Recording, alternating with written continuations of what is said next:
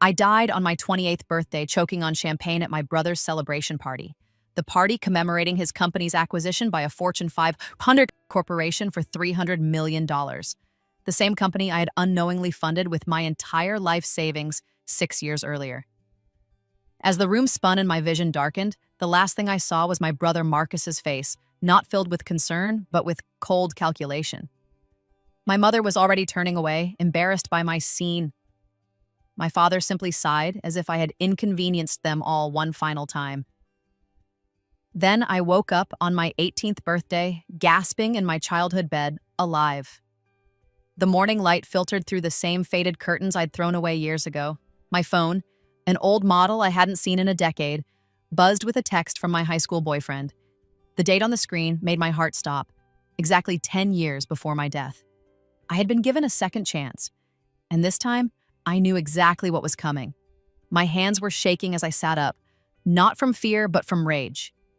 Every memory of my first life was crystal clear, sharp as broken glass. I remembered everything, every slight, every theft, every moment of betrayal, and most importantly, I remembered exactly how Marcus had built his empire, on the foundation of my stolen dreams and emptied bank account. But I'm getting ahead of myself. Let me tell you how it happened the first time, so you can understand why what I'm about to do was not revenge. It's justice. I was always the invisible daughter, the consolation prize my parents received when they wanted a son. Marcus came 3 years after me, and from the moment he drew his first breath, I ceased to matter. Every family photo was carefully composed to highlight him. Every milestone of mine was overshadowed by his mere existence. Lily, Marcus needs the computer for his essay. Lily, give your brother your room. He needs space for his projects. Lily, we can't afford your art supplies this month. Marcus needs new basketball shoes. I learned to make myself small, to need nothing, to expect nothing. I worked 3 jobs through high school while Marcus played sports and cultivated his charisma. I saved every penny for college, hiding cash in a shoebox under my bed, because I didn't trust my parents not to borrow it for Marcus's needs. By the time I turned 18 the first time, I had saved $47,000. It was enough for 2 years at a state university. It was my ticket out. It was supposed to be mine. That's when Marcus came to me with his eyes shining with that golden boy enthusiasm that made everyone love him. Lily, I have the most incredible opportunity. There's this business competition and I have an idea that's going to change everything. But I need capital to enter. Just $40,000. I'll pay you back within 2 years, I swear. You're so good with money, you can make it back. But I'll never get an opportunity like this again. I should have said no. God, I should have said no. But he was my little brother. And somewhere in my damaged heart, I still hoped that if I helped him, my family might finally see me, might finally appreciate me, might finally love me. I gave him the money. The business competition was real. His idea, a platform connecting freelance creative professionals with clients, streamlining contracts and payments, was genuinely innovative. He won first place and $50,000 in seed funding. With my $40,000 and his winnings, he had just enough to launch. I waited for my money back. 2 years came and went. Marcus's company, Creative Link, was growing rapidly. He moved out of our parents' house into a sleek downtown apartment.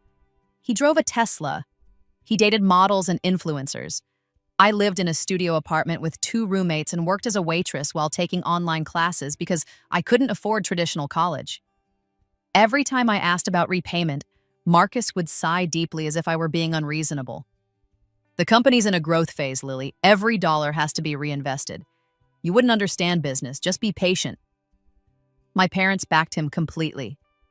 Stop harassing your brother. He's trying to build something. You're being selfish. Family supports family. The irony was suffocating. By the time I was 24, Creative Link was valued at $50 million. Marcus had been featured in Forbes 30 Under 30. He had never paid me back a single dollar. When I brought it up at a family dinner, he laughed. Lily, that was a gift. You can't seriously expect me to repay a gift from my sister. That would be insulting. Besides, I've reinvested everything into the company. I don't have liquid assets. He said this while wearing a watch that cost more than I made in a year. My parents nodded along. He's right, honey. Family doesn't keep score. I stopped asking after that. I stopped attending family dinners too. I threw myself into work, into survival, into the small life I'd built from scraps. I dated occasionally, never seriously. I had friends but kept them at arm's length. The betrayal had hollowed me out. Then, when I was 26, Creative Link caught the attention of tech giant corporation. They wanted to acquire it. The negotiations took 18 months. Marcus was going to become one of the youngest self-made millionaires in the state. My parents threw him a massive celebration party at an upscale hotel ballroom. They invited 300 people. I received an invitation like everyone else, formal and impersonal, because it would look bad if his sister didn't attend. I went because I was still pathetically hoping for something. An acknowledgement, an apology, a sliver of gratitude. Instead, I watched my brother give a speech about his journey, his vision, his determination. He thanked our parents for their unwavering support and sacrifice. He thanked his business partners, his mentors, his team. He thanked his girlfriend for believing in him. He didn't mention me once. When someone asked him how he raised his initial capital, he said, "I won a business competition and worked 3 jobs simultaneously for 2 years. Nobody gave me anything. I built this from nothing, through pure determination." The lie was so casual, so complete, that I felt something break inside me. I drank too much champagne. I confronted him in front of everyone. I told the truth about the $40,000, about how he stole my college fund and never repaid me, about how he built his empire on my sacrifices. My family looked at me with disgust. "Lily's been struggling," my mother said loudly, her voice dripping with false concern. "She's always been jealous of Marcus. It's sad, really." "You're embarrassing yourself," my father hissed. "Stop making up stories." Marcus just smiled sadly, as if I were a pitiable, delusional creature. "I love you, sis. I hope you get the help you need." The room full of strangers looked at me with pity or contempt. I was the crazy sister, the bitter failure, the liar trying to tear down her successful brother. I stumbled out onto the hotel balcony, tears streaming down my face, my throat tight with rage and grief. I grabbed my glass of champagne, drank it down in one burning gulp, and felt my throat close. The glass slipped from my fingers. Someone had poisoned it. To this day, I don't know if it was intentional or a terrible accident, some contamination in the catering. But as I died on the floor of that balcony, listening to the party continue inside, I had one crystal clear thought. If I could do it all over again, I would destroy him. And then I woke up 18 again. The first thing I did was check my shoebox. All $47,000 was there, exactly as I remembered. I sat on my bed, counting it with trembling hands, and started to laugh. The sound was slightly unhinged, but I didn't care. Nobody was home to hear me. I had 10 years of knowledge in an 18-year-old body. I knew exactly which stocks would soar. I knew which cryptocurrencies would explode. I knew which real estate markets would boom. But more importantly, I knew Marcus's entire business model. I had studied it obsessively in my first life, trying to understand what made it so successful, what had been worth more than our relationship. Creative Link worked because Marcus had identified a genuine pain point in the freelance creative industry. The disconnect between clients and freelancers, the difficulty of contracts and payments, the lack of trust and security on both sides. His platform solved all of that elegantly. But I also knew its weaknesses. I knew the features he had launched too late. I knew the partnerships he had failed to secure initially. I knew the marketing strategies he had dismissed and later regretted. I knew where he had wasted time and money. I had a blueprint for success, and I was going to follow it better than he ever could. But first, I needed capital. Real capital. $47,000 wouldn't be enough to beat Marcus at his own game. I needed to multiply it fast. I spent 3 days researching, remembering, planning. Then I opened an online trading account and began moving my money with surgical precision. I bought Bitcoin at $800. I invested heavily in a small tech company called Zoom that nobody had heard of yet. I put money into Tesla before their stock split.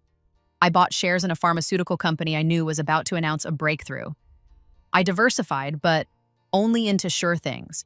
Sure because I had already lived through their success. Within 6 months, my $47,000 had become $230,000. Within a year, it was close to $900,000. I liquidated carefully, strategically, never drawing attention. During this time, I played my role perfectly. I was still the invisible daughter, still quiet and accommodating. I attended my high school classes and maintained decent grades. I worked one part-time job instead of three, claiming I wanted to focus on school. My parents barely noticed. Marcus was a senior in high school, already cultivating his golden boy image, already networking and planning. I watched him sometimes, this younger version of my brother who hadn't yet betrayed me but absolutely would. The temptation to confront him was overwhelming, but I restrained myself. Revenge was a dish best served cold, and I was preparing a feast. The business competition he would enter was still 2 years away. I had time. I spent that time becoming someone new. I hired tutors to teach me coding and web development, skills I'd never had time to learn before. I studied business management, marketing, user experience design. I attended online courses from MIT and Stanford. I absorbed everything, like a desperate student before finals, because, in a way, I was. I also started building relationships. I knew which venture capitalists would become major players. I knew which tech journalists would become influential. I knew which developers were brilliant but undiscovered. I reached out carefully, strategically, planting seeds. By the time I turned 19, I had transformed myself from the invisible girl into someone with potential. My portfolio was worth over $2 million. I had skills, knowledge, and connections. I was ready to launch. I registered my company exactly 1 week before Marcus's business competition. I called it Link Creative, similar enough to be recognizable to me, different enough to avoid trademark issues. My platform did everything Creative Link would do, but better, faster, more elegantly. I had learned from Marcus's future mistakes. I launched in beta, targeting the exact same freelancer communities Marcus would target. I offered lower fees initially to build market share. I implemented the features Marcus would add years to, late. I partnered with payment processors and legal services that would streamline the entire process. The response was immediate and enthusiastic. Freelancers loved the platform. Clients loved the security. Within 3 months, I had 15,000 active users. Within 6 months, 50,000. Then Marcus entered his business competition with his revolutionary idea for Creative Link. I was ready. I didn't attend the competition in person, but I watched the live stream from my apartment. Marcus stood on that stage with the same confidence I remembered, the same charisma, pitching the same idea I had already brought to market. The freelance creative economy is broken, he told the judges earnestly. My platform, Creative Link, will fix it by connecting freelancers directly with clients through a secure, streamlined system. The judges looked interested but not amazed. One of them, a sharp-eyed venture capitalist named Sarah Chen, whom I had strategically befriended months earlier, raised her hand. This sounds remarkably similar to Link Creative, which has been operating successfully for several months now with substantial market penetration. What makes your approach different? I watched the color drain from Marcus's face. He hadn't known. He'd been so confident in his originality, so sure of his genius that he hadn't done basic market research. I wasn't aware of that platform, he stammered, but I'm sure my approach is more comprehensive, more user-friendly. Link Creative has 50,000 active users and growing exponentially, another judge interrupted. They've secured partnerships with major industry players and have received excellent reviews. Unless you can demonstrate significant innovation beyond what they're already doing, this is simply a redundant business model. Marcus tried to recover, pitching harder, emphasizing different features, but the damage was done. The judges saw him as derivative, as someone who had either copied an existing platform or failed to do proper research. Either way, it reflected poorly. He placed 7th. No prize money, no seed funding, no glory. I closed my laptop and allowed myself a small smile. This was just the beginning. Over the next 2 years, Link Creative exploded. I was featured in the same Forbes 30 Under 30 list that Marcus would have been on. TechCrunch wrote a glowing profile. Major creative agencies partnered with us. We expanded internationally. I used my foreknowledge ruthlessly. I hired the exact developers who had made Creative Link successful in my first life, offering them better salaries and equity. I secured partnerships with payment processors before they became overwhelmed with competing offers. I implemented AI features years before the competition thought of them. By the time I was 21, Link Creative was valued at $75 million, 50% more than Creative Link had been worth at its peak in my first life. Marcus, meanwhile, was struggling. After his competition failure, he'd tried to launch Creative Link anyway with minimal funding, cobbled together from credit cards and a small loan from our parents. But he was always 3 steps behind me. Every feature he added, I had already implemented better. Every market he entered, I had already dominated. I watched his frustration grow through mutual connections. He was confused, angry, unable to understand why his brilliant idea wasn't working. He blamed the market, he blamed timing, he blamed everyone but himself. He never once suspected his older sister, who had always been so quiet, so invisible, so useless with business matters. Our parents didn't connect the dots either. They knew I was doing something with computers, but they were too focused on Marcus's struggles to pay attention to my success. I kept my distance from family gatherings, claiming work obligations. The few times I did attend, I dressed down and deflected questions about my career. But I was also carefully, methodically, cutting off every avenue Marcus might use to save himself. I knew that in my first life, Marcus had received a crucial investment from Richard Sterling, a wealthy entrepreneur who saw potential in Creative Link's early days. That investment had been the turning point, allowing Marcus to scale up and eventually attract tech giants' attention. So I befriended Richard Sterling myself. I invited him to a Link Creative event, showed him our platform, shared our vision. When he mentioned that a young entrepreneur named Marcus Chen had approached him with a similar idea, I smiled sadly. "Marcus is my younger brother," I said quietly. "He's been trying to replicate my success for years.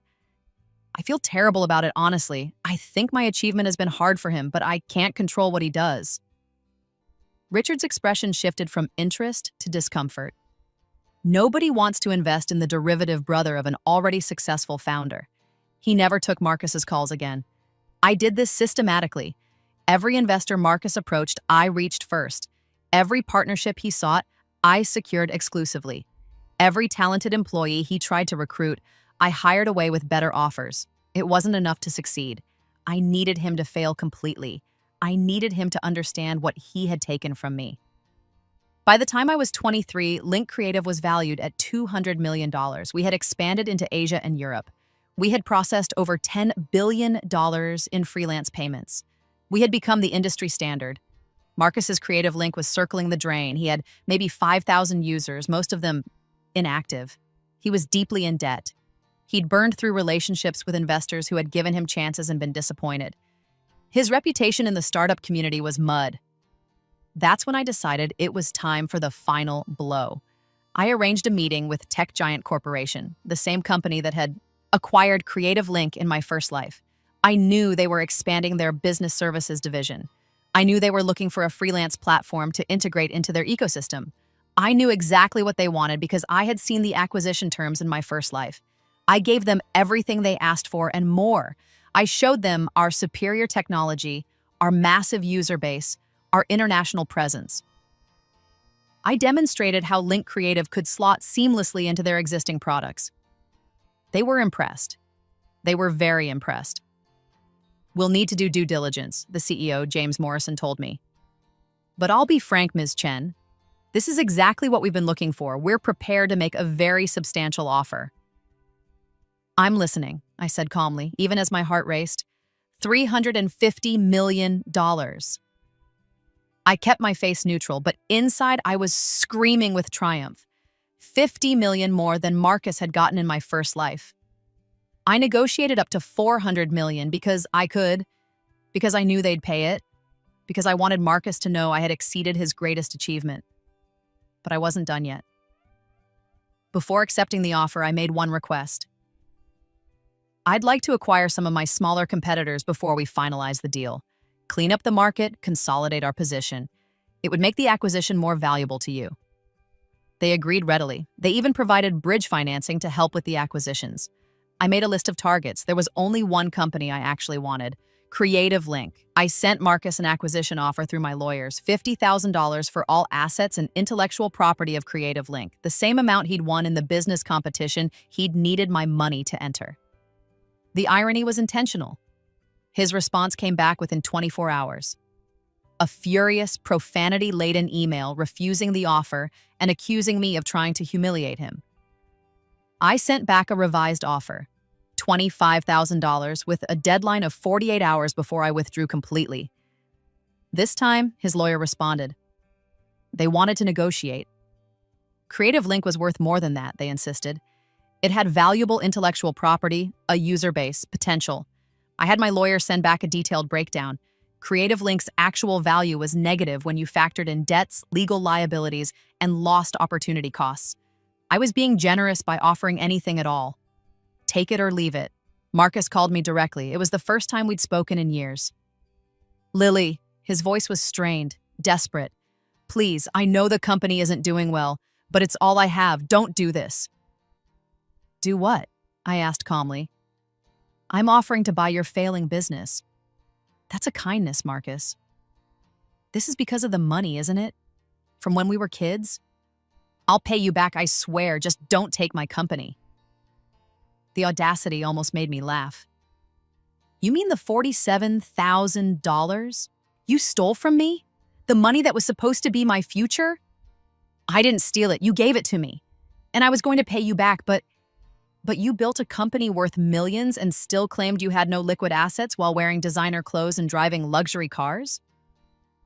Silence. Here's the truth, Marcus. I don't want your apology. I don't want your money. I want you to understand what you took from me. You didn't just take my savings. You took my education, my opportunities, my faith in family. You took my 20s and turned them into a struggle for survival while you lived like a king. And you did it without a shred of guilt. I'm sorry, he whispered. I'm so sorry, Lily. I was young and stupid and selfish. Please. The offer was $25,000. It expires in 24 hours. After that, I'll let Creative Link die slowly, buried under debt and irrelevance. Your choice. I hung up. He accepted the offer. What choice did he have? I received the paperwork a week later, signed and notarized. Creative Link belonged to me. I immediately shut it down and absorbed its remaining users into Link Creative. I fired the few employees Marcus had left, offering them positions at my company if they were talented enough. Most weren't. Marcus had never been good at identifying real potential. I kept one thing from Creative Link, the original business plan Marcus had submitted to the competition. I had it framed and hung it in my office as a reminder, not of my victory, but of the cost of betrayal. The acquisition of Creative Link made the news in tech circles.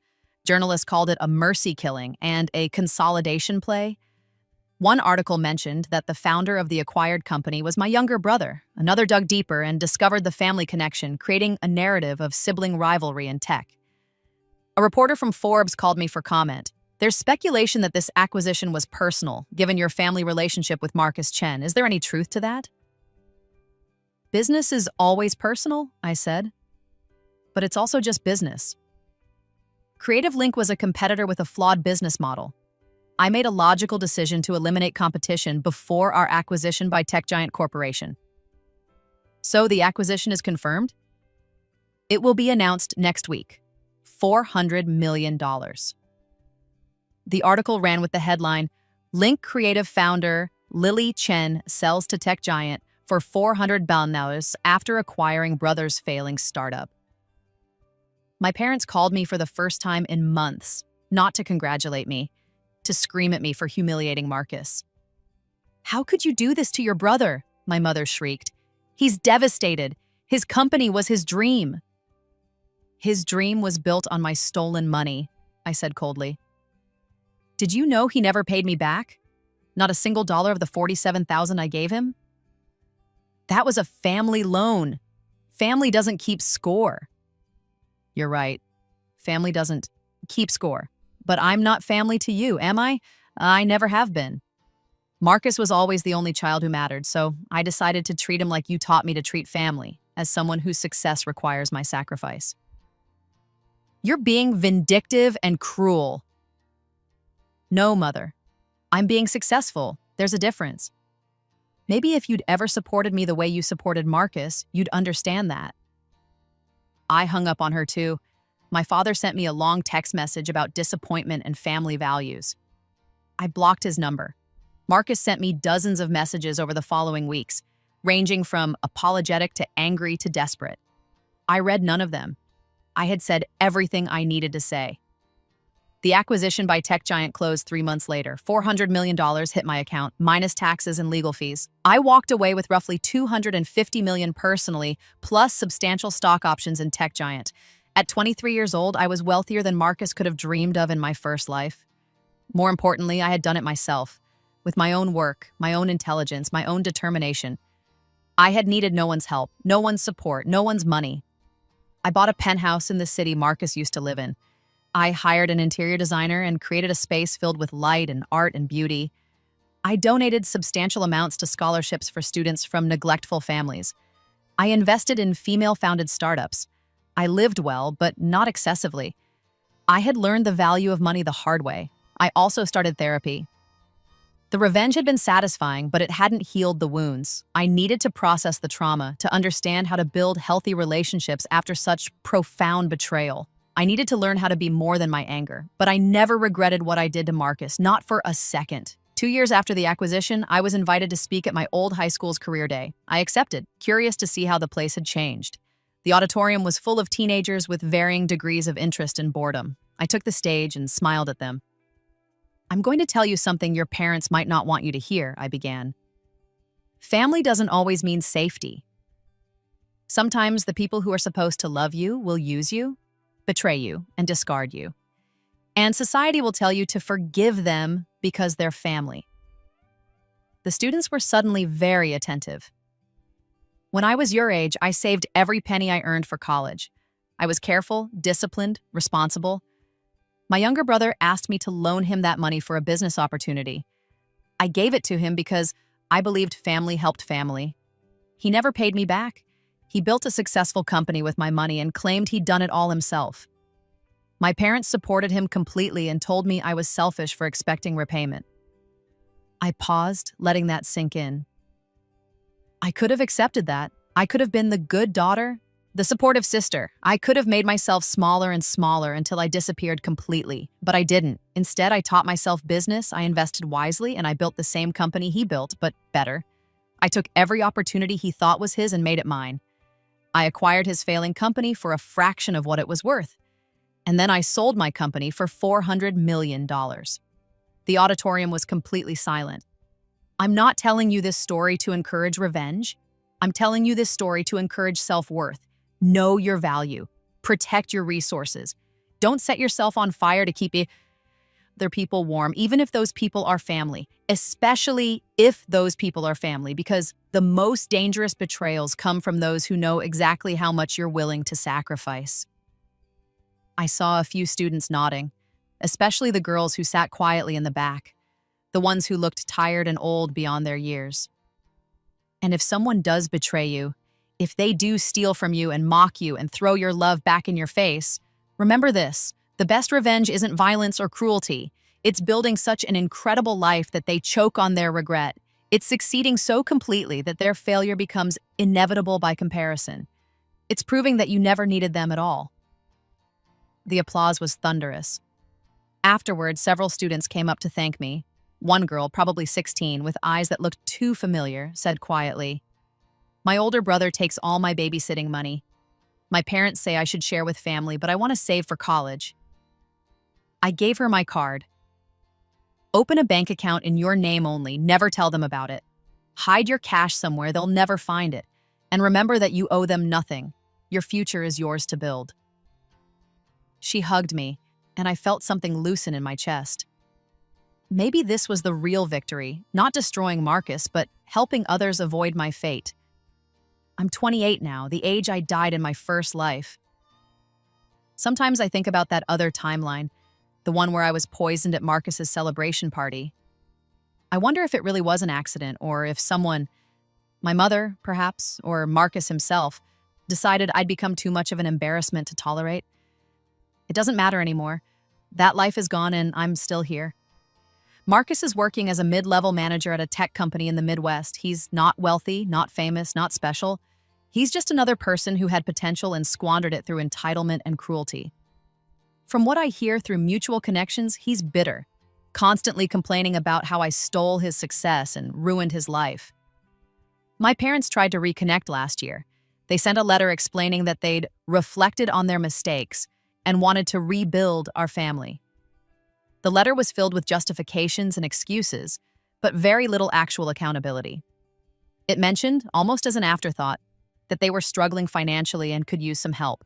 I sent back a check for $47,000, the exact amount Marcus had stolen from me, along with a note. This is the amount of support I received from this family. Consider it repaid in full. We're even now. Don't contact me again. They cashed the check. They never wrote back. I've built a new life, a real life. I have friends who value me, not for what I can give them, but for who I am. I've dated, fallen in love, had my heart broken in normal ways by normal people. I've traveled the world, learned new languages, picked up hobbies just for joy rather than survival. I've learned to trust again, carefully, slowly. I sit in my office sometimes looking at that framed business plan from Creative Link and I feel nothing but peace. The anger that drove me for so long has cooled into something else, understanding. I understand now that Marcus was shaped by our parents' favoritism, just as I was shaped by their neglect. He became entitled and careless with others' resources because he was never taught consequences. He believed the world owed him success because that's what our family taught him. But understanding doesn't mean forgiveness. It means clarity. He made his choices. He chose his comfort over my future. He chose his image over honesty. He chose himself again and again at my expense. And when I was finally able to choose myself, he couldn't handle it. That's not my burden to carry. Sometimes people ask me if I'm glad I was reborn, if I would do it all again. The answer is complicated. I lost my first life to betrayal and poison. I gained this life through knowledge and determination. Both versions of me were shaped by trauma, but this version got to fight back. Would I prefer a life where none of this happened? Where my family loved me properly and Marcus never stole from me? Of course. But that's not the hand I was dealt in either timeline. So instead, I built something from nothing, twice. I turned pain into power, betrayal into victory. I proved that you don't need family support to succeed. You don't need anyone's permission to fight for yourself. You don't need to forgive people who have never truly asked for forgiveness. All you need is to remember your worth, protect your resources, and refuse to make yourself small for anyone else's comfort. Marcus used my savings to start his business. After Rebirth, I started the same one and bankrupted him, and I'd do it again in a heartbeat. There's a final detail I haven't mentioned, something I discovered recently that put the entire story into perfect perspective. Last month, I was going through some old family documents I'd retrieved from storage, paperwork and photos from before everything fell apart. Tucked into a forgotten folder was a letter my grandmother had written to me before she died when I was 10 years old. My grandmother was the only family member who ever seemed to see me clearly. She died of cancer when I was young, too young to fully appreciate her love. But she'd written me this letter to be given to me when I turned 18. My parents never gave it to me. They probably forgot it existed, too focused on Marcus to remember. The letter was short. My dearest Lily, if you're reading this, I'm gone and you're becoming a woman. I want you to know that I see you. I've always seen you. You are brilliant, strong, and worthy of every good thing in this world. Your parents love you, but they're blinded by their desire for a son. They don't see how they're failing you. They don't see how much you sacrifice. But I see it, sweetheart. I'm leaving you something. Not much, but something. There's a bank account in your name with $50,000. Your grandfather and I saved it for your education. The account information is with my lawyer, Samuel Pierce, in Boston. He'll give it to you when you turn 18. Don't tell your parents. Don't tell Marcus. This is yours, Lily. Your future, your freedom, your choice. Promise me you'll use it for yourself, not for anyone else. Be strong, my darling girl. And remember that you owe your family nothing but truth, and you owe yourself everything. All my love, Grandma Rose. I sat there with that letter in my shaking hands, tears streaming down my face. In my first life, I never knew this account existed. My parents had intercepted the information from the lawyer, or maybe the lawyer never knew how to reach me after I moved out. That $50,000 probably still sits in that account, untouched, waiting for a girl who died and was reborn.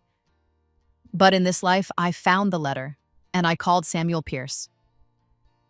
The account was real.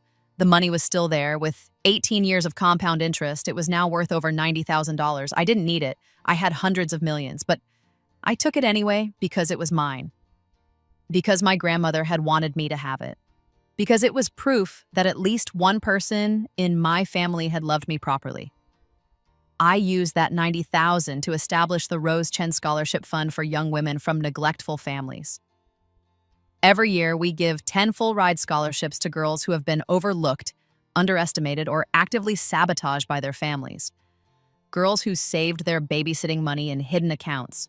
Girls who worked 3 jobs while their brothers played sports. Girls who learned too young that family doesn't always mean love.